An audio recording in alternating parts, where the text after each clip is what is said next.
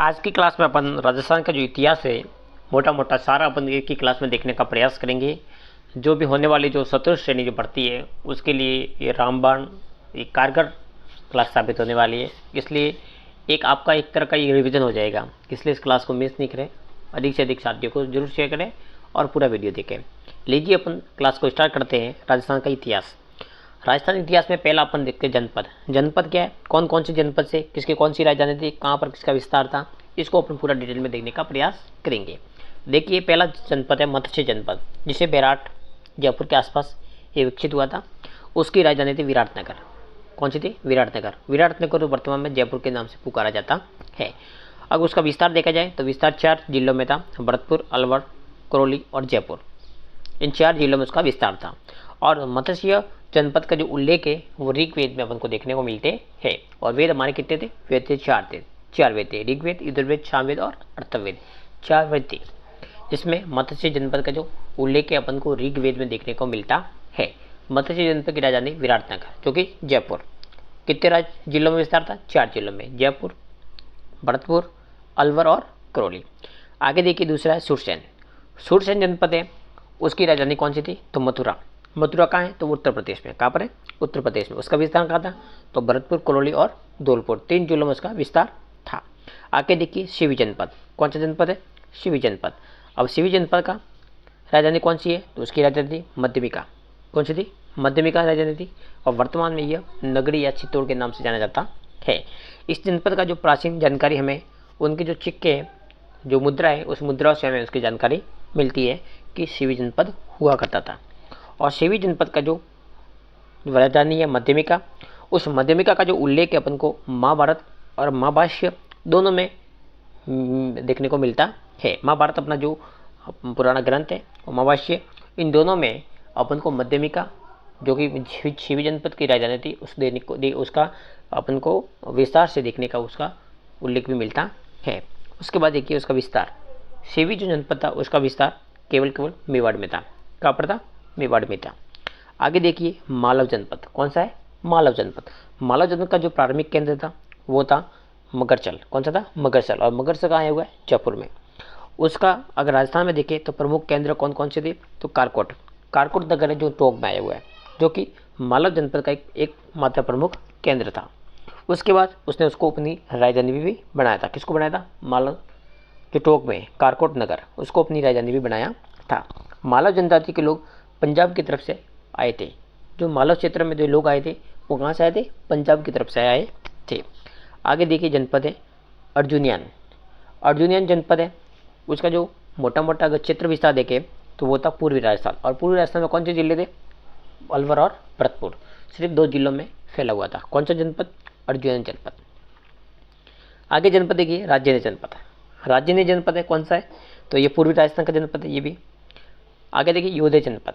योधे जनपद है, ये उत्तरी राजस्थान का जनपद है, जिसमें गंगानगर और हनुमानगढ़ जिले, इन दोनों जिलों में ये फैला हुआ था योधे जनपद।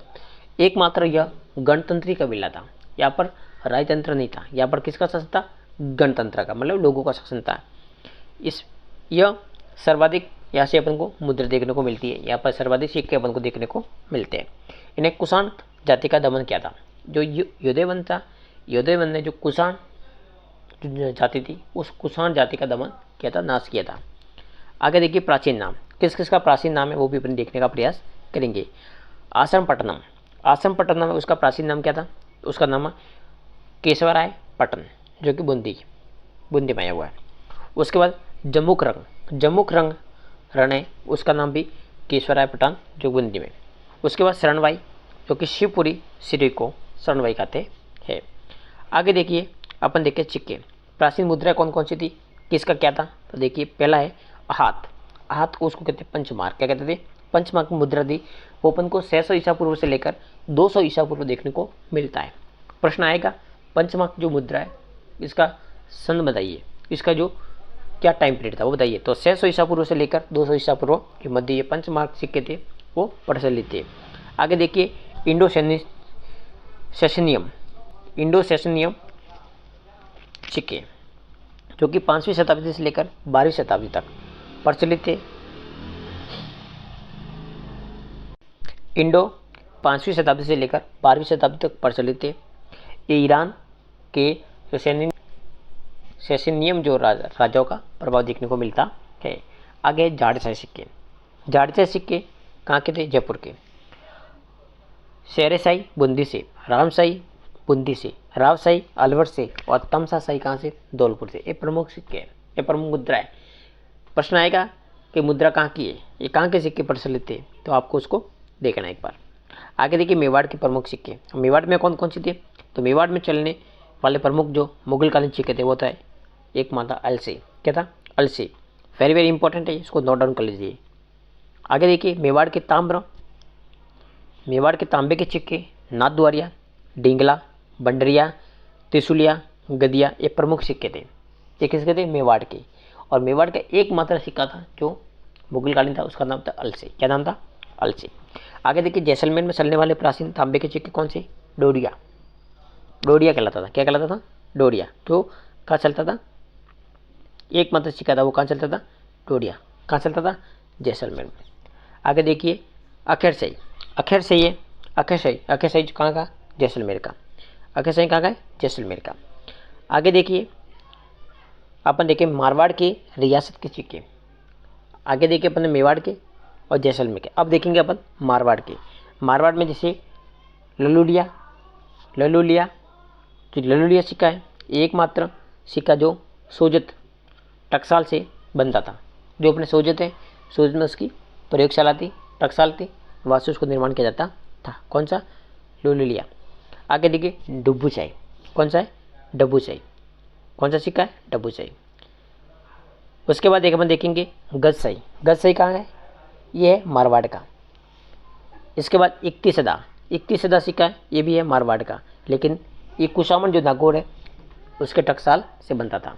कुशामन साइड में नागौर था, नागौर में उसकी टकसाल थी, वहाँ से सिक्का बनता था। आगे अपन देखिए बीकानेर के सिक्के। बीकानेर में कौन कौन से सिक्के थे? तो विक्टोरिया, एफ्रेंस और हिंदी और उर्दू महाराजों के नाम थे। इसमें देखिए पहला है विंचोपक सिक्का जो कि चौहान वंश का था, और अजयराज चौहान ने अपनी रानी सोमलेखा के नाम से सिक्के चलाए थे। अजयराज चौहान था, उसने अपनी रानी का नाम था सोमलेखा, उसके नाम से सिक्के चलाए थे। आगे देखेंगे, अब सिक्के तो हो गए कंप्लीट, जनपद हो गए कंप्लीट। अब देखेंगे अपन सभ्यता। कौन सी सभ्यता कहाँ पर विकसित हुई, किसका क्या नाम है, प्राचीन वर्तमान नाम क्या है, कौन सी नदी पे किनारे, किसकी खोज की थी, वो अपन देखने का प्रयास करते हैं। प्राचीन सभ्यता देखिए राजस्थान में पुरातत्वीय सर्वेक्षण का जो कार्य सर्वप्रथम जो चालू किया था वो किया था 1871 में। किसने किया था? ACL क्लाइकल ने। किसने किया था? ACL क्लाइकल ने किया था। मतलब भारतीय पुरातात्विक सर्वेक्षण का जो खनन का जो अगर श्रेय जाता है तो किसको जाता है? क्लाइकल को। कब से किया था? 1871 से। आगे देखिए कालीबंगा। पहली सभ्यता कौन देखेंगे अपन? कालीबंगा। कालीबंगा कहाँ पर है, किसकी खोज की, कौन कौन सी साक्ष्य मिली वो देखेंगे। कालीबंगा है जो कि हनुमानगढ़ जिले में स्थित है, गगन नदी के किनारे, और गगन नदी का प्राचीन नाम था सरस्वती नदी। क्या नाम था? सरस्वती नदी। ऑरल स्टेन ने उसके बारे में कहा गया है, ऑरल स्टेन ने surveyors of ancient site Saraswati rivers नाम पुस्तक लिखी थी। किसने सी थी? ऑरल स्टेन ने। ऑरल स्टेन ने पुस्तक लिखी है, उसका नाम है surveyors of the ancient site Saraswati rivers नामक पुस्तक लिखी थी। किस पे लिखी? कालीबंगा सभ्यता पे। आगे भी उसका शाब्दिक अर्थ है कालीबंगा, तो काली रंग की चूड़िया।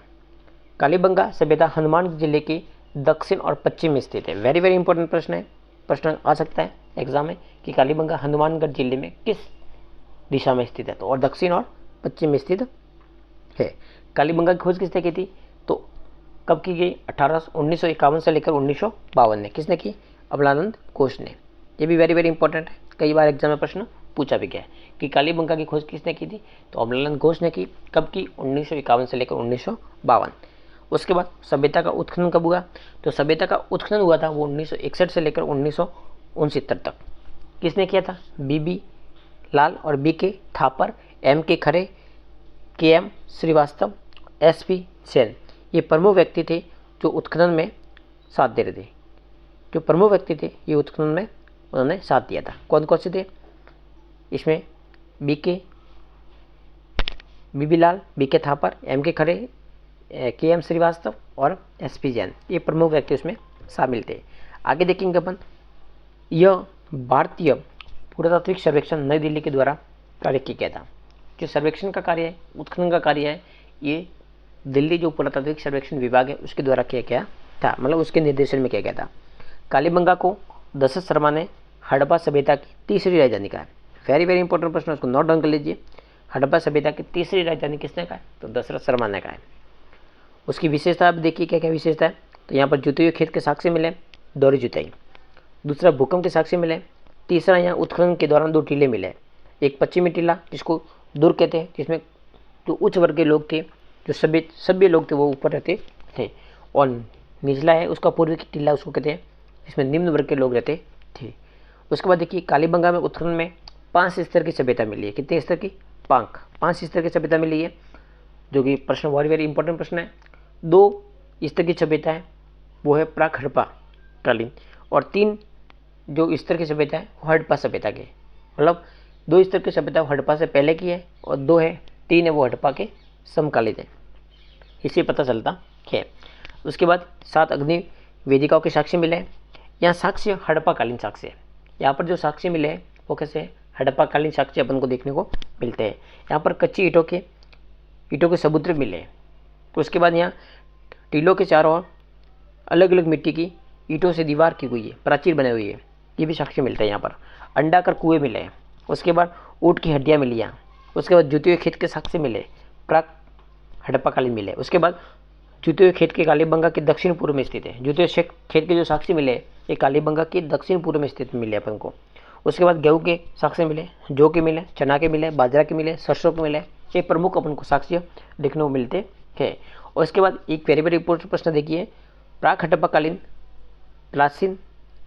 हड़प्पा कालीन पाकिस्तान सभ्यता कोड दीजिए।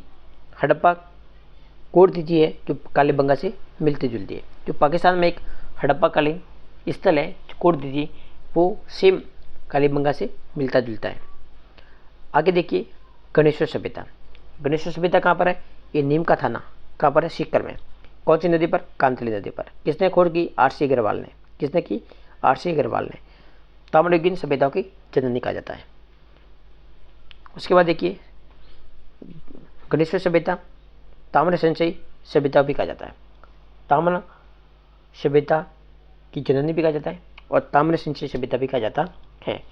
98% यहाँ पर शुद्ध तांबे के उपकरण मिले। कहाँ पर मिले? अपन को गणेश्वर सभ्यता में। यहाँ पर मकान निर्माण ईंटों के स्थान पर पत्थरों का प्रयोग किया है। यहाँ पर ईंटों का प्रयोग नहीं किया। किसका प्रयोग किया? पत्थरों का। उसके बाद यहाँ पर गैरिक मर्दवान मिले। कैसे मर्दवान मिले? गैरिक मर्दवान देखने को मिलते हैं। उसके बाद देखिए, यहाँ मर्दवानों को लाल धरातल पर काले रंगों की सुंदर ज्यामिति डिजाइन में सजाया गया है। मतलब जो लाल धरातल पर काले रंग की जो सुंदर और ज्यामिति डिजाइन से उसको सजाया गया है। किसको सजाया गया है? मर्दबानों को। आगे देखिए, आर्य सभ्यता। आर्य सभ्यता खोज कहाँ की गई? कहाँ पर थी? तो आर्य सभ्यता है उदयपुर में। कहाँ पर है बेटा? उदयपुर में। कहाँ पर है ये? उदयपुर में। उदयपुर में कौन सी नदी पे किनारे? आर्य नदी। कौन सी नदी? आर्य नदी के किनारे पे। उसका उपनाम क्या है? तो उसका उपनाम क्या है? तो उसका उपनाम है ताम्रवती, धूलकोट और अघाटपुर। ये प्रमुख उसका उपनाम है। ताम्रवती, धूलकोट और अघाटपुर, ये उसका प्रमुख उपनाम है। आगे देखिए अपन, हड़प्पा सभ्यता आर्य सभ्यता की खोज किसने की थी? तो आर्य सभ्यता की खोज की है अक्षय कीर्ति व्यास ने। किसने की थी? अक्षय कीर्ति व्यास ने की थी। कब की थी? 1953 में। कब की? 1953 में। आगे देखिए अपन, उत्खनन किसने किया? एच.डी. सांकलिया ने। किसने किया था? एच.डी. सांकलिया ने किया था। और आर.सी. अग्रवाल ने उसका उत्खनन किया था। तो उसकी खोज किसने की? अक्षय कीर्ति व्यास ने। किसने की थी? अक्षय कीर्ति व्यास ने। भूलना मत, उसको याद रखना, इंपॉर्टेंट है ये टॉपिक। उसके बाद देखिए, बनास नदी। बनास नदी की घाटी में अधिकांश अवशेष मिलने के कारण इस सभ्यता को बनास घाटी सभ्यता भी कहा जाता है। मतलब आर्य सभ्यता के जो अधिकांश अवशेष है वो बनास नदी के आसपास मिले, इसलिए उसको बनास घाटी नदी या बनास घाटी सभ्यता भी कहा जाता है। बनास घाटी सभ्यता के प्रमुख स्थल कौन कौन से? तो उसमें आहाड़ है, बालाथल है और गिलोड है और उजियाना। ये प्रमुख 4 स्थल है। कौन कौन सी? आहाड़, बालाथल, गिलोड और उजियाना। ये प्रमुख आर्य या बनास घाटी सभ्यता के प्रमुख स्थल है। गाइस ये क्लास बहुत ही शानदार है। चतुर्थ श्रेणी जो भी होने वाली है उसके लिए एक तरह की रिवीजन बेस है, ये रिवीजन क्लास है। आप उसको देख लीजिए, आपको खूब वो प्रश्न देखने को मिलेंगे। आगे देखिए अपन यहाँ से मिट्टी के बैल मिला, क्या मिला यहाँ मिट्टी का बैल मिला, जिसे बनासियल कहा जाए, कहा जाता है बनासियल बुल कहा जाता है। मिट्टी का बैल मिला यहाँ पर, उसे बनासियल बुल कहा जाता है। आगे देखिए यहाँ से लाल काले कृष्ण लोहित मिट्टी के बर्तन और मर्दवन मिले, कैसे मिले यह के बर्तन लाल और काले, जिसको कहते हैं कृष्ण लोहित, क्या कहते हैं कृष्ण लोहित कहते हैं।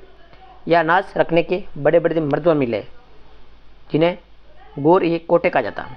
अनाज रखने के बड़े बड़े जो मतलब गोर या कोठे मिले, जिसके अंदर प्राचीन काल में लोग अपने अनाज भर के सुरक्षित रखते थे, उसे कहते हैं गोर या कोठे। इस सभ्यता का जो प्रमुख व्यवसाय था वो था तांबा गलाना, तांबे को गलाना। किसका ये था, तो ये आर्य सभ्यता का। उसके बाद देखिए यहाँ पर लोहे के उपकरणों का प्रयोग करते थे, किसका करते थे, लोहे के उपकरणों का प्रयोग करते थे। इसके बाद रोजदी और भगवानपुर पूरा सभ्यता स्थल आर्य से संबंधित है। यहाँ पर दो स्थल और है, एक तो है रोजदी, कौन सा है, एक तो है रोजदी और एक है भगवानपुरा। ये दोनों स्थल है, ये दोनों आर्य से संबंधित है। आगे देखिए दो मुख वाला यह चूल्हा मिला है, दो मुख वाला चूल्हा मिला है। उसके बाद सिलबट्टा मिला है, चावल के दाने मिले हैं यहाँ पर। राम से कासम स्फटिक मिला है। उसके बाद तांबे की वस्तुएं मिली है। उसके बाद लेपिस, जिसको कहते हैं लाजुली, लेपिस्टिक लाजुली मतलब लाजवर्त, कीमती पत्थर मिला है मतलब हीरे जवाहरात ऐसी वस्तुएं मिलती है। इससे बाहरी सभ्यता को संपर्क होने का प्रमाण मिलता है, मतलब ऐसे जो लाजवर्त मणि मिले, पत्थर मिले, हीरे मिले, उससे ये प्रमाणित होता है कि सभ्यता का जो संपर्क था वो बाहरी सभ्यता से था। आगे देखिए और सभ्यता है बैराट। दो सभ्यता देखिए अपने, तीन सभ्यता कालीबंगा देगा, उसके बाद अपन ने गणेश सभ्यता देखा और अपन देखा आर्य सभ्यता। चौथी सभ्यता अपन देखेंगे बैराट। बैराट सभ्यता का जो स्थल कौन सा है, तो कोटपुतली, बहरोड, अलवर, सॉरी जयपुर। कोटपुतली, बहरोड, जयपुर उसका क्षेत्र है, विस्तार है। उसकी खोज किसने की थी, तो दयाराम साहनी ने की थी। कब की थी, 1936 में। कब की थी, 1936 में। उसके बाद उसका उत्खनन कौन है, तो उसका उत्खनन करता है, उसका नाम है नीलरत्न बनर्जी, कैलाशनाथ दीक्षित। दो व्यक्ति थे, नीलरत्न बनर्जी और कैलाशनाथ दीक्षित। उसके बाद यहाँ प्रमुख तीन स्थल मिले, विजय की डूंगरी, महादेव की डूंगरी, भीम की डूंगरी और गणेश की डूंगरी। ये प्रमुख डूंगरियाँ कहाँ पर मिली है, तो बैराट में। कौन कौन सी है, विजय की डूंगरी, महादेव की डूंगरी, भीम की डूंगरी और गणेश की डूंगरी। प्रश्न आ सकता है, ध्यान रखिए कि विजय की डूंगरी किस सभ्यता से है, भीम की डूंगरी किस सभ्यता से, गणेश की डूंगरी किस सभ्यता से, ऐसा प्रश्न आ सकता है, इसलिए ध्यान रखें। ये डूंगरियाँ कहाँ से मिली है, बैराट सभ्यता से। आगे देखिए विजय की डूंगरी से 1837 में कैप्टन जो बट है उसने अशोक का लघु शिलालेख बाबरू शिलालेख की खोज की थी। वेरी वेरी इंपॉर्टेंट प्रश्न है, उसको नोट डाउन कर लीजिए। यहाँ से कैप्टन बट ने अशोक का जो लघु शिलालेख था उसका नाम है बाबरू शिलालेख, उसकी उन्होंने खोज की थी। कहाँ से की थी, विजय की डूंगरी से। कब की, 1836 में। आगे देखिए यहाँ से बौद्ध संस्कृति का अवशेष भी मिलते हैं। यहाँ पर बौद्ध संस्कृति के अवशेष मिले। यहाँ पर यूनानी राजा जो मिनेंडर था उसकी 16 मुद्रा भी मिली है। उसके बाद यहाँ सांदी के पंचमार्क सिक्के मिले। उसके बाद यहाँ सूती वस्त्र के अवशेष भी मिले। इसके अलावा यहाँ बालातन सभ्यता उदयपुर से भी सूती वस्त्र के साक्ष्य मिले।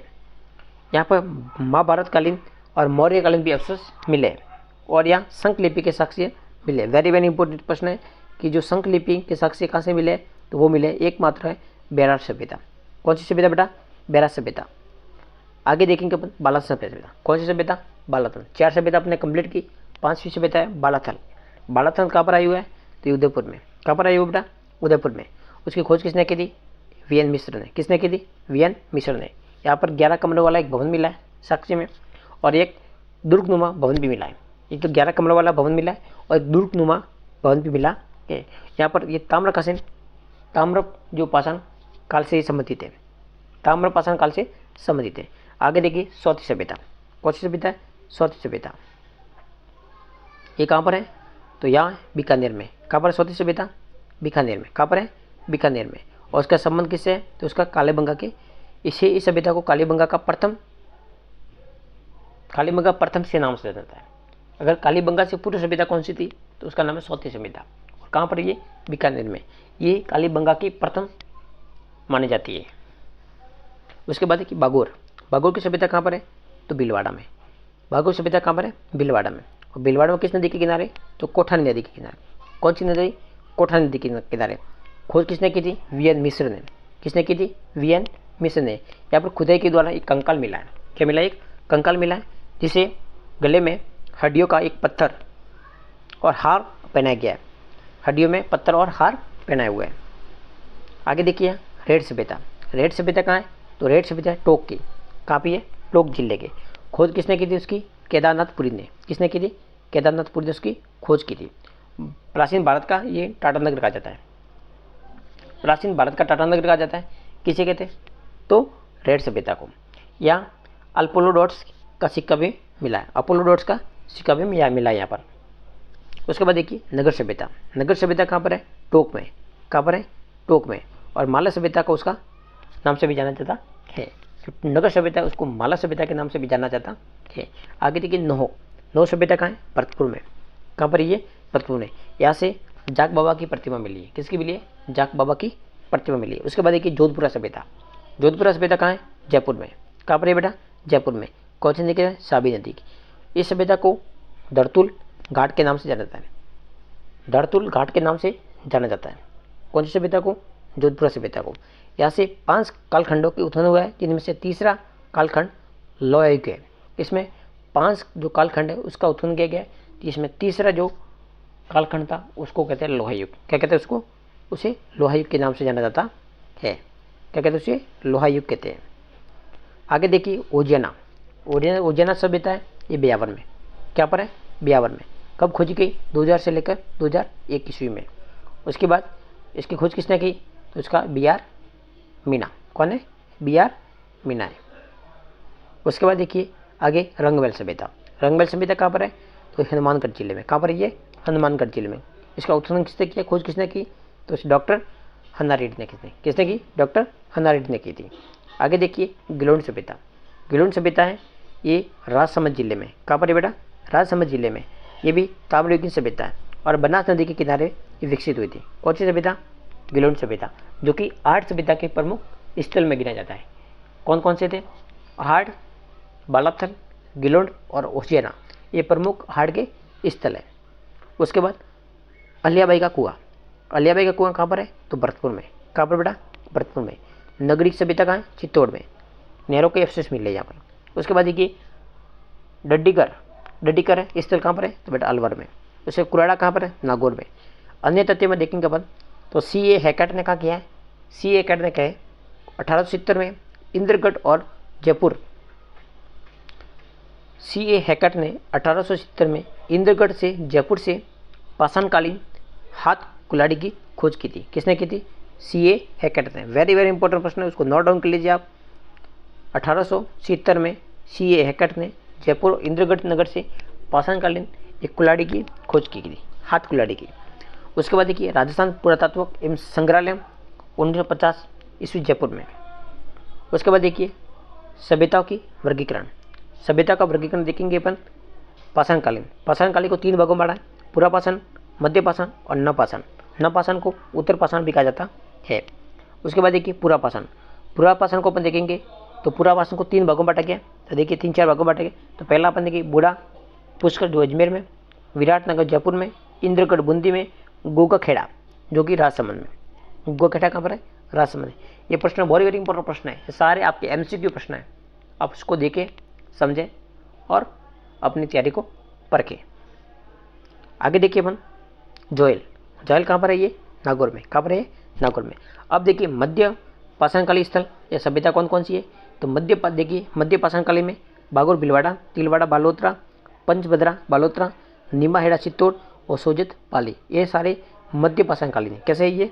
मध्य पाषाणकालीन। अब देखेंगे अपन नवपाषाण या उत्तर पाषाणकालीन। नवपाषाण या उत्तर पाषाणकालीन कौन कौन से? देखिए तो पहला समदड़ी जो कि बालोतरा, उसके बाद अड़निया जो कि कोटा में, बढ़ने जो कि जयपुर में, विराटनगर जयपुर में, हमीरगढ़ जयपुर में भीलवाड़ा में, और सोनपुरा सीकर में, और हरसोरा अलवर में। ये प्रमुख कौन से स्थल है? तो ये नवपाषाण और उत्तर पाषाणकालीन स्थल है। आगे देखेंगे अपन लोहायुगीन सभ्यता के स्थल कौन कौन से? ये प्रश्न यहाँ से पूछा जाता है कई बार, तो उस प्रश्न को आप 3 स्टार लगा दीजिए। ये कई बार प्रश्न एग्जाम में पूछा गया है। 9 कहाँ से है तो भरतपुर। कौन सा है तो लौह युगीन स्थल है। जोधपुरा जयपुर में, सुनारी झुंझुनू में, रेड टोक में, ईसवाल उदयपुर में, विराटनगर जयपुर में, नगरी चित्तौड़ में, बरौर श्री गंगानगर में, और नलियासर जो कि जयपुर में, और बेनवा जालोर में। ये सारे जो स्थल है ये लौह युगीन स्थल है। कौन से स्थल है? लौह युगीन स्थल है। वेरी वेरी इंपॉर्टेंट है, उसको नोट डाउन कर लीजिए आप, आगे वाले एग्जाम में टपकने वाला प्रश्न है ऐसे। इसके बाद देखिए काशी युगीन सभ्यता। काशी युगीन सभ्यता में एक मात्रा है, वो है कौन सी है? कालीबंगा। काशी कालीबंगा, ध्यान रखना उसको। कहाँ पर है? हनुमानगढ़ जिले में। आगे देखिए ताम्रयुगीन सभ्यता। ताम्रयुगीन सभ्यता कौन कौन सी है? तो इसमें देखिए हाड़ उदयपुर में, गिलोड राजसमंद में, गणेश्वर सीकर में, बालाथर उदयपुर में, उजियाना भीलवाड़ा में, और पिंड पालड़िया जो कि चित्तौड़गढ़ में, मल्हा जो कि भरतपुर में, और जो कोल मोहली सवाईमाधोपुर में, और सितवाड़ी जो कि जयपुर में। ये प्रमुख सभ्यता कैसी है? ये ताम्रयुगीन सभ्यता है। कैसी है बेटा? ताम्रयुगीन सभ्यता। उसके से यहाँ से भी प्रश्न कई बार एग्जाम में पूछा गया है, उसको भी नोट डाउन कर लीजिए आप। आगे देखेंगे अपन लेक मिले। क्या मिले? और लेक मिले, 3 लेक मिले। आगे देखिए बरनाल। बरनाल का जो अभिलेख कहाँ पर है? बरनाल का अभिलेख 278 ईस्वी में। कहाँ से मिला है? जयपुर से। उसके बाद देखिए इसमें वैष्णव धर्म की जानकारी मिलती है। जो बरनाल का जो अभिलेख है इससे किसकी जानकारी मिलती है? वैष्णव धर्म की। उसके बाद देखिए नगरी का जो अभिलेख है, नगरी का जो अभिलेख है जो कि 224 ईसा पूर्व चित्तौड़ में मिला है, और की खोज किसने की थी? तो D.R. भंडारकर। किसने की थी? D.R. भंडारकर ने की थी। वो वर्तमान में कहाँ पर है? तो वर्तमान में ये अजमेर संग्रहालय में इसको रखा गया है। कौन सा? नगरी का शिलालेख या नगरी का अभिलेख। आगे देखिए सोमाली स्तंभ लेख। सोमाली स्तंभ लेख है ये 643 ईसा पूर्व ईस्वी मेवाड़ से संबंधित है, और राजा गुइल समय का उसका अभिलेख है। ये राजा गुइल था उसके समय का ये सोमाली का स्तंभ लेख है। आगे देखिए मानमोरी का अभिलेख। मानमोरी का अभिलेख है ये 713 ईस्वी से ले पठोली चित्तौड़ के मांसवोट झील से हुआ था। उसके बाद यह अभिलेख कर्नल जेम्स टोड ने प्राप्त किया था। किसने किया था? कर्नल जेम्स टोड ने उसको प्राप्त किया था। उसके उत्खननकर्ता कौन है उसका? तो उत्खननकर्ता उसका नाम है शिवादित्य, जो कि शिवादित्य के नाम से जाना जाता है। समुद्र मंथन की जानकारी से इस अभिलेख से अपन को मिलती है। कौन से अभिलेख से? मानमौर्य अभिलेख से। ये मौर्यकालीन शासकों की जानकारी देता है। इस अभिलेख में कर्नल जेम्स टोड ने अपने साथ लंदन ले जा रहा था, लेकिन भारी होने के कारण उस समुद्र में उसको फेंक दिया था। उसके बाद कंचव कोटा के अभिलेख से भी मौर्यकालीन शासकों की जानकारी मिलती है। उसके बाद देखिए पंचकुला का अभिलेख। पंचकुला का अभिलेख जोधपुर में 1815 ईस्वी में। उसके बाद शंकर घट्टा का अभिलेख जो कि चित्तौड़ में, जो कि 1815 में। ये दोनों अभिलेख है कहाँ से? एक चित्तौड़ से और एक जोधपुर से। जोधपुर से उसका नाम है पंचकुला और चित्तौड़ से उसका नाम है शंकर घट्टा। दोनों अभिलेख है जो 815 ईस्वी के है। आगे देखिए घटियाला अभिलेख। घटियाला अभिलेख वेरी वेरी इंपॉर्टेंट प्रश्न है ये, यहाँ से प्रश्न हर बार एग्जाम में देखने को मिलता है। 1861 ईस्वी का ये अभिलेख है, मंडोर जोधपुर से संबंधित है। इस अभिलेख में राजा जो कुकुक राजा था, जो गुजर प्रत्या राजा था, उसकी जानकारी मिलती है। उस समय का ये अभिलेख है। ये अभिलेख 4 अभिलेखों का समूह है, जिसमें 4 अभिलेख शामिल है। इस अभिलेख में राजा हरिश्चंद्र से लेकर राजा जो कुकुत था तक की अपन को जानकारी मिलती है। इसमें मग जाति के ब्राह्मणों की जानकारी मिलती है। कौन सी जाति? मग जाति के जो ब्राह्मण थे उनकी जानकारी अपन को इसमें अभिलेख में भी देखने को मिलती है। और ये अभिलेख संस्कृत और प्राकृत भाषा में लिखा गया था। उसका उत्खननकर्ता उसका नाम था कृष्णेश्वर। उसका जो उत्खननकर्ता उसका नाम कृष्णेश्वर। आगे देखिए अपन अभिलेख देखेंगे हर्षनाथ का मंदिर अभिलेख। हर्षनाथ का जो मंदिर अभिलेख है जो कि 973 सीकर से है। पशुपति संप्रदाय का एकमात्र जो अभिलेख है उसका नाम है हर्ष संबंधित जो गुरु विश्वरूप की जानकारी मिलती है। यहाँ पर इस अभिलेख से अपन को पशुपत संप्रदाय के जो संबंधित जो गुरु थे उसका नाम विश्वरूप, उसकी जानकारी अपन को इस अभिलेख से देखने को मिलती है। आगे देखिए नाथ प्रशस्ति है जो कि 977 ईस्वी उदयपुर लेकुलेश मंदिर की जानकारी देता है। जो नाथ प्रशस्ति है यह उदयपुर के लकुलिश मंदिर की जानकारी मिलती है। और इसका जो लेखक था उसका नाम है आम्रकवि। कौन है? आम्रकवि। आगे देखिए पावाहेड़ा का अभिलेख है जो कि 1059 बांसवाड़ा से है। मालवा और बागड़ के प्रमाणों की जानकारी मिलती है। मालवा और बागड़ के जो प्रमाण है उस अभिलेख से हमको जानकारी मिलती है। कौन सा अभिलेख है? पावाहेड़ा अभिलेख। कौन सा है? पावाहेड़ा अभिलेख। उसके बाद देखिए बिजोलिया का अभिलेख। कौन सा अभिलेख बेटा? बिजोलिया का अभिलेख। बिजोलिया का अभिलेख है जो 1170 का अभिलेख ईस्वी का अभिलेख है। इसमें चौहान राजा सोमेश्वर के समय का अभिलेख है। बिजोलिया के पार्श्वनाथ जैन मंदिर पर जैन श्रावक लोलक ने लगवाया था। उसका जो प्रशस्तिकार था उसका नाम था गुणभद्र।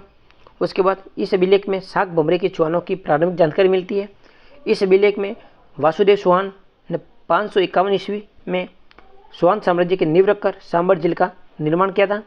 उसके बाद इस अभिलेख के अनुसार विग्रहराज जो शत्रु था उसने दिल्ली जीतकर दिल्ली में शासक स्तंभ लिखवाया था। इतनी सारी जानकारी इस अभिलेख को हमको देखने को मिलती है, इसलिए अभिलेख वेरी वेरी इंपॉर्टेंट है। इस अभिलेख से कई बार एग्जाम में प्रश्न पूछते हैं। इस अभिलेख के प्रशस्तिकार कौन थे? गुणभद्र। पार्श्वनाथ जैन मंदिर की जानकारी मिलती है। जैन श्रावक लोलक ने उसको लगवाया था। राजा सोमेश्वर ने उस समय का अभिलेख है। उसके बाद शाक भमरे के चौहानों की जानकारी मिलती है। वासुदेव चौहान ने 551 ईस्वी में चौहान साम्राज्य की नींव रखकर सांबर जिले का निर्माण करवाया था। और इस अभिलेख में विग्रह शत्रु था उसने दिल्ली को जीतकर दिल्ली शासक स्तंभ अभिलेख लगवाया था। इतनी सारी जानकारी अपन को इस अभिलेख से मिलती है। आगे देखेंगे इसमें नगरों की प्राचीन नगर भी मिलते हैं। नाम मिलते हैं कौन कौन से? इसमें जावेलीपुर जिसको जालोर कहते हैं, शाक भमरी जिसको सांबर कहते हैं, श्रीमाल जिसको भिनमाल कहते हैं, अचित्रपुर जिसको नागौर कहते हैं और विजयावली जिसको बिजोलिया कहते हैं। उसके बाद में मद्रमाती जो बिजोलिया के आसपास पठारी क्षेत्र है। बिजोलिया के आसपास कौन सा है? पठारी क्षेत्र है। उसके बाद जबालीपुर जो जालोर से संबंधित है, शाक भमरी सांबर से है, श्रीमाल श्री भिनमाल को कहते हैं, अचित्रपुर जो नागौर का नाम है, विजयावली जो कि बिजोलिया का नाम है और उत्तमादी जो नाम है जो बिजोलिया के आसपास जो पठारी क्षेत्र था उसका नाम है। ये नाम सारे अपन को बिजोलिया जो अभिलेख है उस बिजोलिया अभिलेख में अपन को देखने को मिलते हैं। तो ये भी प्रश्न पूछा जाता है कई बार कि इनका प्राचीन नाम बताइए, उसको भी नोट डाउन कर लीजिए आप। आगे देखिए नेमिनाथ का जो अभिलेख है मंदिर का अभिलेख है ये आबू में। कहाँ पर है ये? आबू में। और 1230 के आसपास का अभिलेख है। उसका जो लेख है उसका नाम है शंभुचंद सोमेश्वर। उन्होंने सुरत्व ग्रंथ लिखा था। किसने लिखा था? सुरत्व ग्रंथ लिखा था। उसके बाद सिरवा का अभिलेख कहाँ पर है? तो ये उदयपुर में 1273 ईस्वी का अभिलेख है। उसके शिल्पी कौन थे? तो उसके शिल्पी थे देहण। कौन से थे? देहलन उसके शिल्पी थे। उसके बाद मेवाड़ गुल वंशीय राजा की अपन को जानकारी मिलती है यहाँ पर। और ये संस्कृत भाषा का अभिलेख है। कौन सा अभिलेख है? संस्कृत भाषा। सिरवा का जो अभिलेख है संस्कृत भाषा का अभिलेख है, उदयपुर में मिला था।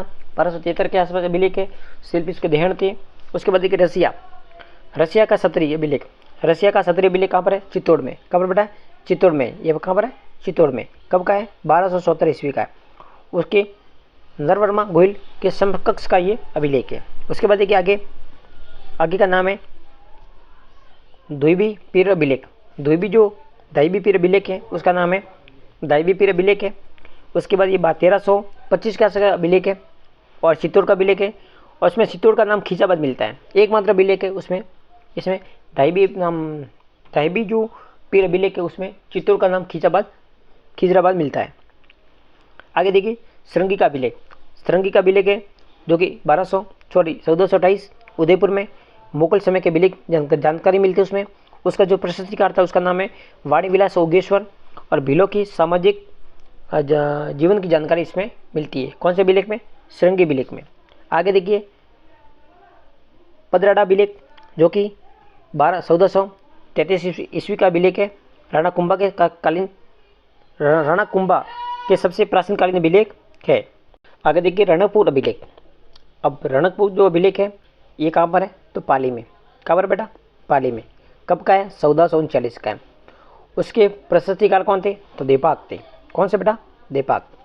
उसके बाद यहाँ पर इस अभिलेख में अपन को बप्पा रावल और काल भोज को अलग अलग आदमी बताया गया है। ये अभिलेख है उसमें बप्पा रावल और जो काल भोज है उसको अलग अलग बताया गया है इस अभिलेख में। उसके बाद उसमें महाराणा कुंभा की जो विजयी है उस विजयियों का उसके वर्णन किया गया है किसमें, रणकपुर अभिलेख में। आगे देखिए कीर्ति स्तंभ प्रस्तुति, ये कहाँ पर, ये भी चित्तौड़ में, ये 1460 के आसपास का है। इसकी जो रचना की थी उसका नाम है अत्रि भट्ट पुत्र महेश भट्ट ने की थी। उसके बाद उसमें कुंभा के ग्रंथों की और उपाधियों का उसमें वर्णन किया गया है। आगे देखिए कुंभल प्रस्तुति, कुंभल प्रस्तुति है जो 1460 के आसपास की है और राजसमंद में। उसके प्रस्तुतिकार कौन से, महेश भट्ट। उस लेख में बप्पा रावल के विप्रवंशीय ब्राह्मण की जानकारी क्या है, मतलब बप्पा रावल को विप्रवंशीय ब्राह्मण कहा गया है किसमें, कुंभल की प्रस्तुति में। कहाँ पर है ये, राजसमंद में। आगे देखिए एक लिंग प्रस्तुति, कौन सी है, एक लिंग जो प्रस्तुति है ये भी कहाँ पर है, उदयपुर में 1488 के आसपास की है। प्रस्तुतिकार कौन से, महेश भट्ट, जिसको महेश्वर कहा जाता है। उसके बाद राय सिंह प्रस्तुति कहाँ पर है, बीकानेर में, जूनागढ़ दुर्ग में। उसके प्रस्तुतिकार कौन था, जयिता, कौन था बेटा, जयिता। आगे देखिए जगन्नाथ प्रस्तुति, जगन्नाथ प्रस्तुति कहाँ बेटा, उदयपुर में। कब की है, 1652 की। प्रस्तुतिकार कौन थे, कृष्ण भट्ट, कौन थे बेटा, कृष्ण भट्ट। इस प्रस्तुति उदयपुर के जगदीश मंदिर का उत्खनन किया गया है, मतलब उदयपुर का जो जगदीश मंदिर है उसमें उत्खनन किया गया है। किसमें क्या प्रस्तुति में, जगन्नाथ प्रस्तुति। वेरी वेरी इंपॉर्टेंट है, उसमें हल्दी घाटी का भी युद्ध का भी वर्णन किया गया है, इसलिए बहुत ही इंपॉर्टेंट है। ऐसे प्रश्न पूछ सकते हैं कि जगदीश मंदिर का उत्खनन किस प्रस्तुति में, तो जगन्नाथ प्रस्तुति में। आगे देखिए राज प्रस्तुति, कौन सी बेटा, राज प्रस्तुति। अब राज प्रस्तुति में क्या है, तो राज प्रस्तुति में देखिए ये 1676 के आसपास की प्रस्तुति है। उसमें मेवाड़ के महाराणा राज सिंह के समय की राजसमंद झील, जिसमें उत्तरी पाल 900 की पर 25 शिलालेखों के उत्खनन और विश्व की सबसे बड़ी प्रस्तुति है। वेरी वेरी इंपॉर्टेंट है ये, विश्व की सबसे बड़ी प्रस्तुति कौन सी है, राज प्रस्तुति। कब की है, 1676 की। कौन थे उसमें महाराणा, तो उसका नाम था राज सिंह। कौन सी झील का निर्माण किया, राजसमंद झील पे। कहाँ पर है ये, उत्तरी पाल 900 की पाल कहा जाता है। वहाँ पर 25 शिलालेख उत्खनन किए गए। कितने शिलालेख, 25 शिलालेख। और विश्व की सबसे बड़ी प्रस्तुति मानी जाती है, कौन सी प्रस्तुति, राज प्रस्तुति। आगे देखिए कौन सी भाषा में, ये संस्कृत भाषा में। कौन सी भाषा में, संस्कृत भाषा में। और मेवाड़ मुगल संधि का भी वर्णन मिलता है। एकमात्र जो अभिलेख है जिसमें मेवाड़ और मुगल संधि के अभिलेखों की जानकारी मिलती है, उस संधि की जानकारी मिलती है। आगे देखिए पूर्व ताम्रपत्र, कौन सा है, पूर्व ताम्रपत्र, जिसमें हाड़ी रानी कर्मावती, जिसमें हाड़ी रानी कर्मावती के जौहर से पूर्व की गई भूमि दान की जानकारी मिलती है। आगे देखेंगे अपन सकली ताम्रपत्र, कौन सा बेटा, सकली ताम्रपत्र। ये कहाँ पर है, ये भी उदयपुर के आसपास था। और कब का, ये 1483 का है। किसानों से वसूली की जाने वाली लाख बाग की जानकारी अपन को सकली ताम्रपत्र में देखने को मिलती है। आगे देखिए दस्तूर कोमवार, जिसमें जयपुर और रियासत के अभिलेखों की श्रृंखला है। 68, ये क्या है, ये जयपुर राज्य के राजस्व का रिकॉर्ड है। रुक्का क्या है, ऐसे शब्द पूछे जाते हैं कि रुक्का क्या है, तो रुक्का राज्य में अधिकारियों के मध्य एक पत्र व्यवहार होता था, इसे रुक्का कहा जाता था। 68 क्या था, ये राजस्व का रिकॉर्ड था जयपुर राज्य में। और दस्तूर हुकुम का क्या था, ये जयपुर रियासत में अभिलेखों का जो श्रृंखला होती थी उसको कहते हैं दस्तूर या कोमवार। तो अपन ने मोटा मोटा उसमें जनपद देखे, सभ्यता देखी, प्रमुख सिक्के देखे। उसके बाद अपन ने प्रमुख जो अभिलेख देखे, उस अभिलेख में किस किस जानकारी मिलती है वो अपने देखने का प्रयास किया। और अब देखेंगे अपन मध्यकालीन राजस्थान का इतिहास। मध्यकालीन राजस्थान का इतिहास छोटी जानकारी अपन देखेंगे। इसमें वेरी वेरी इंपॉर्टेंट प्रश्न है, वो सारे अपन को उसमें देखने का प्रयास करेंगे ताकि एक ही क्लास में आपका सारा डाउट्स क्लियर हो जाए और अच्छे से आप एग्जाम दे सको। लीजिए अपन इतिहास देखते हैं, इतिहास में क्या क्या है। तो पहला देखेंगे अपन मध्यकालीन राजस्थान का इतिहास। मध्यकालीन राजस्थान का इतिहास, मध्यकालीन राजस्थान का इतिहास अपन देखेंगे, जिसमें राजपूत काल 7वीं सदी से लेकर 12वीं सदी का समय। इसमें 1800 ईस्वी के आसपास, 1800 ईस्वी में जॉर्ज थॉमस ने राजपूताना शब्द का प्रयोग किया था। किसका शब्द का, राजपूताना शब्द का। राजपूत जो काल है वो 7वीं से लेकर 12वीं शताब्दी तक है। 1800 ईस्वी में जॉर्ज थॉमस ने राजपूताना शब्द का प्रयोग किया था। उसके बाद अगर राजपूतों की स्थिति देखें, राजपूतों की उत्पत्ति के सिद्धांत देखें अपन, तो अग्निकुंड के अनुसार पृथ्वीराज रासो जो ग्रंथ है उसके लेखक थे चंद्रवरदाई के अनुसार आबू पर्वत पर ऋषि का नाम था वशिष्ठ ने यज्ञ की रक्षा के लिए 4 वीर योद्धा उत्पन्न किए थे। उसका नाम था प्रथियार, परमार, चालुक्य, सोलंकी या छुआन। PPCC ये उसकी शॉर्ट ट्रिक है।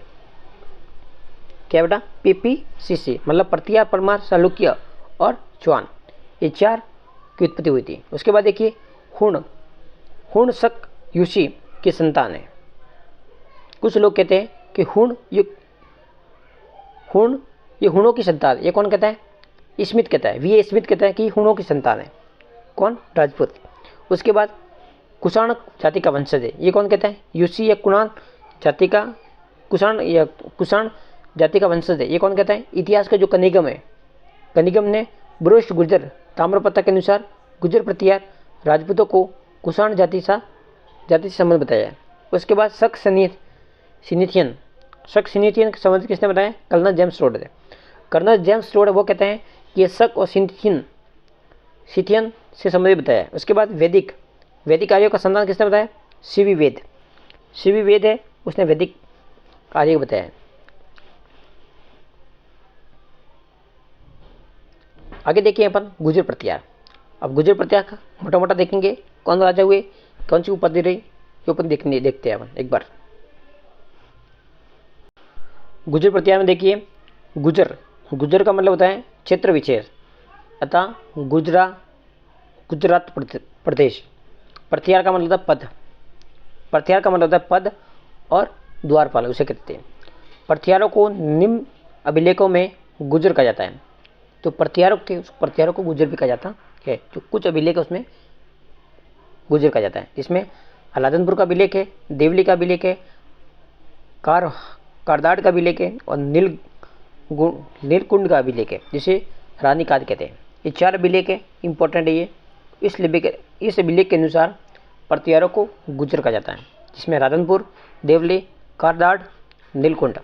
उसके बाद मॉन्सिन के अनुसार गुर्जर प्रथियारों की 26 शाखाएं। कितनी शाखाएं? 26 शाखाएं। मॉन्सिन कहता है कि गुर्जर प्रथियारों की कितनी शाखाएं? 26 शाखाएं।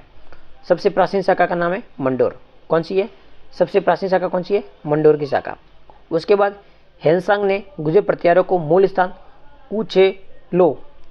कुचेलो मतलब गुजरात प्रदेश बताया है, जिसकी राजधानी कौन सी है? भीनमाल।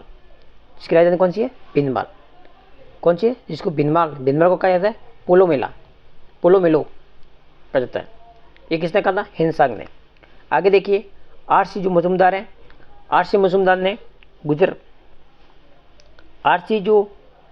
उसने गुर्जर प्रथियारों को 12वीं से लेकर 12वीं शताब्दी तक अरब आक्रमणकारियों की बाध्यक का कार्य करने वाला बताया गया है। RC जो मजूमदार है वो कहते हैं कि जो गुर्जर प्रथियार है वो 12वीं से लेकर 12वीं शताब्दी तक अरब जो आक्रमणकारी थे उनके लिए एक बाध्यक का कार्य किया था, उनको रोक के रखा था। किसने रखा था? गुर्जर प्रथियारों ने। ये कौन कहता है? मजूमदार कहता है। उसके बाद देखिए पहली शाखा देखेंगे मंडोर की शाखा। मंडोर की शाखा में प्रथम जो मूल पुरुष था उसका नाम था हरिश्चंद्र, जिसकी उपाधि थी रोहिलादित्य। उसके बाद यहाँ के जो प्रथियार क्षत्रिय मानते थे, अपने नाम को क्या मानते? क्षत्रिय मानते थे। जबकि हरिश्चंद्र कैसे थे? ब्राह्मण। उनके पुत्र का नाम था रज्जिल। क्या नाम था? रज्जिल ने मंडोर को राजधानी बनाया था। मंडोर के प्रथियार को वंशावली रज्जिल से प्रारंभ होती है। अगर मंडोर की प्रथियारों की जो वंशावली स्थान होती है वो कहाँ से होती है? रज्जिल से प्रारंभ होती है। नागभट्ट प्रथम मेड़ता को राजधानी बनाया था। नागभट्ट प्रथम था, उसने मेड़ता को राजधानी बनाया था। किसने बनाया था मेड़ता को राजधानी? नागभट्ट प्रथम ने। उसके बाद देखिए प्रथियार राजा ककक व्याकरण प्रथियार राजा था, उसमें ककत व्याकरण है, तर्कशास्त्र है, ज्योतिष कला है एवं काव्य शास्त्र में कहते ज्ञाता थे। ये राजा मतलब इस व्याकरण में, तर्कशास्त्र में, ज्योतिष कला में, काव्य शास्त्र में सारे इसमें निपुण थे। उसके बाद देखिए राजा कुकुत था, उसके समय 861 ईस्वी में घटियाले अभिलेख प्रसिद्ध था। राजा कुकुत के समय जो 861 का जो घटियाले अभिलेख है उसमें ये प्रसिद्ध था। उसमें प्रमुख राजाओं के क्रम में कौन कौन से राजा देखिए? हरिश्चंद्र हो गया, रज्जिल हो गया, नरपट हो गया, नागभट्ट प्रथम हो गया, तात हो गया, यशोवर्धन हो गया, सिलुक हो गया, ककक हो गया, कुकुत हो गया और बाउक हो गया। ये प्रमुख राजा थे ये राजाओं की जानकारी हमें घटियाली जो अभिलेख है उस घटियाली अभिलेख में हम लोगों को देखने को मिलती है। उसके बाद ये प्रत्यारों का भिंदमाल, उज्जैन और कन्नौज शाखा की राजधानी, ये भी इंपॉर्टेंट है। यहाँ से प्रश्न एक पूछा जाता है, भिंदमाल के कौन है, भिंदमाल में कौन सी राजधानी थी, उज्जैन की कौन सी, कन्नौज की शाखा, उनकी प्रमुख राजधानी देखिए। मंडोर, मंडोर किसकी, रज्जिल के समय राजधानी थी। मेड़ता नागभट्ट प्रथम ने की थी। भिंदमाल नागभट्ट प्रथम ने की थी। उज्जैन नागभट्ट प्रथम ने की थी और कन्नौज नागभट्ट द्वितीय ने की थी। इस बात ध्यान रखिए। तो कन्नौज है, कन्नौज को राजधानी किसने बनाया था, तो नागभट्ट द्वितीय ने बनाया था।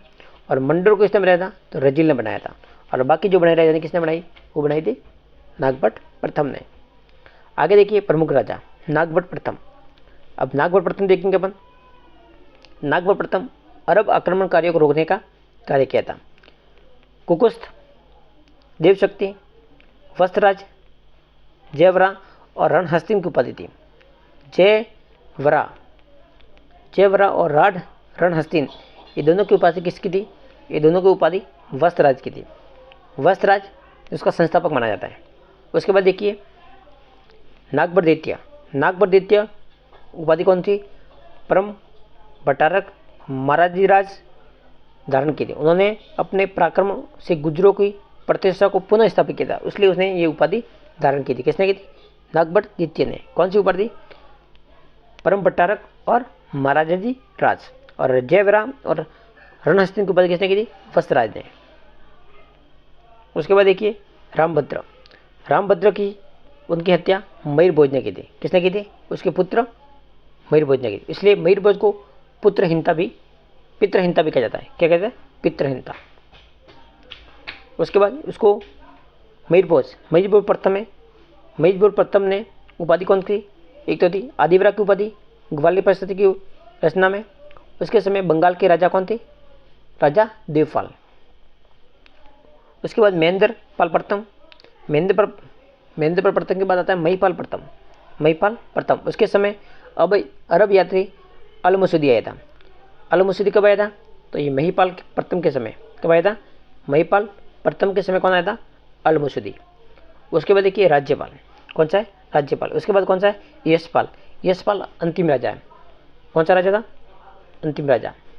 इसके बाद देखिए आगे वस्त्रराज, वस्त्रराज क्या है, वस्त्रराज के समय कन्नौज पर अधिकार को लेकर त्रिपक्षीय संघर्ष प्रारंभ हो गया था।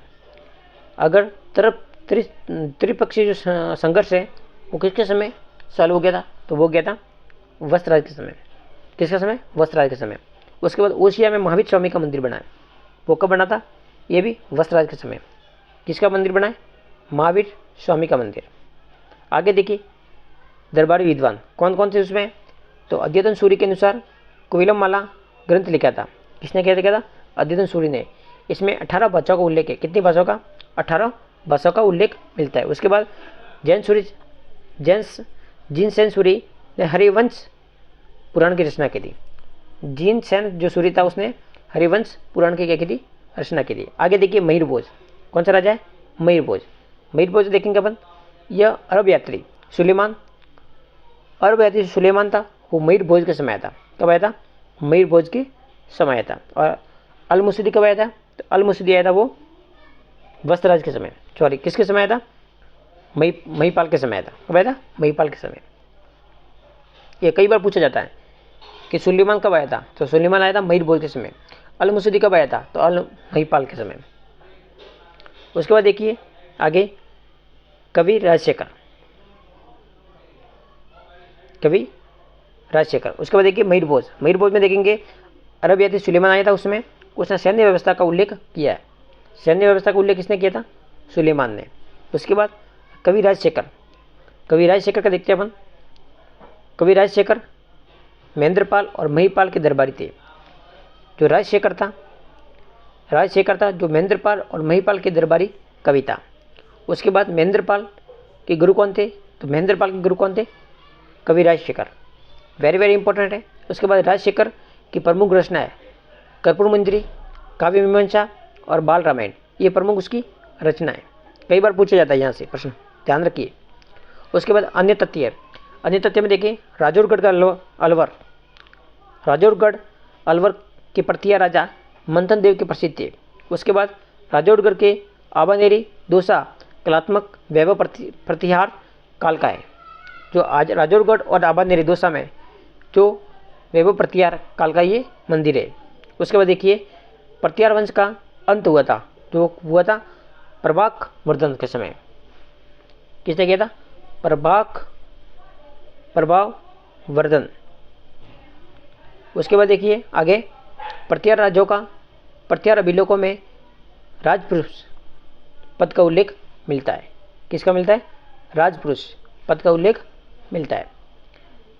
बाकी अपन आगे क्लास में देखने का प्रयास करेंगे। गाइस अपने इस क्लास में मोटा मोटा अपने काफ़ी सारा देख लिया है, जिसमें जनपद है, जिसमें चिक्के मुद्रा है, उसमें बाद उसकी सभ्यता है, उसके बाद अपन ने अभिलेख देखे, उसके बाद अपन ने गुर्जर प्रतिहार देखा, उसके बाद राजपूतों की उत्पत्ति का संबंधित सिद्धांत देखा।